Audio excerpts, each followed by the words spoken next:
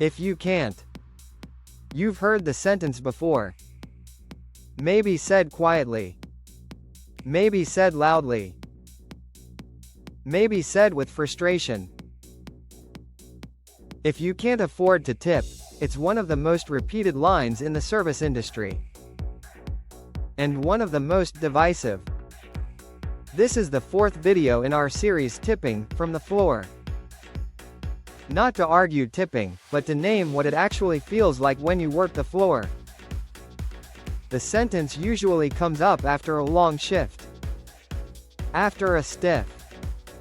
After a small tip on a big check. You're standing by the server station. Receipts are printing.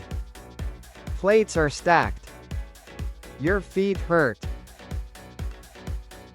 And someone says it.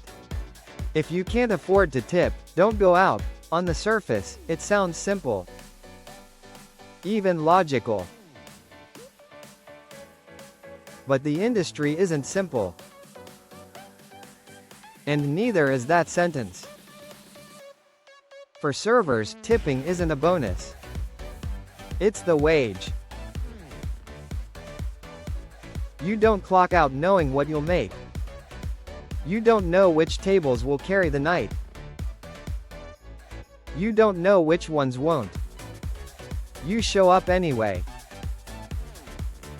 You greet every table the same. You manage requests. You adjust to moods. You absorb tension. Because professionalism doesn't change based on outcome. So when a guest doesn't tip, it doesn't land as a disagreement. It lands as a gap. A gap between effort and return. Between what the job requires and what it provides. That's why the sentence exists. If you can't afford to tip. Not as judgment. As defense. But on the other side of the line are guests who don't see it that way. They see tipping as optional. As feedback. As something earned or withheld. They see menu prices. Not pay structures. They see service as part of the purchase. Not as labor supported afterward. So when they hear that sentence, it sounds like blame. And that's where the divide forms. Servers aren't arguing affordability. They're reacting to a system that puts the cost of labor at the end of the experience. Guests aren't always refusing generosity. They're often unaware of how much weight that moment carries. Two realities. One table. The sentence becomes a shorthand for exhaustion. Not anger at guests. Fatigue with the structure. Because servers don't decide the system. They operate inside it. They don't set wages. They don't set policy. They don't control expectations. They just show up and perform. That's why this line keeps resurfacing. It's not about who's right. It's about who absorbs the impact. When tipping goes wrong, the server feels it first. Immediately. Personally. And over time, repeatedly.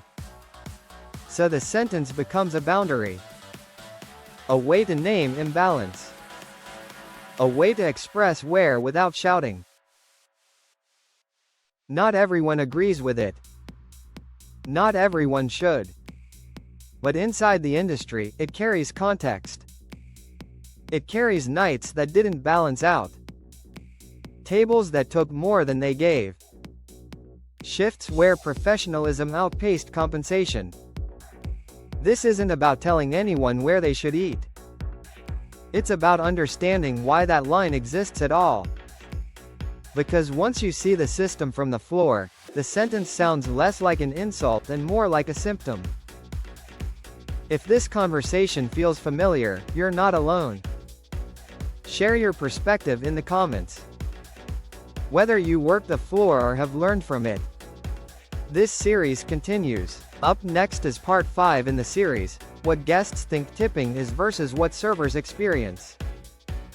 You're in the right place, so please subscribe.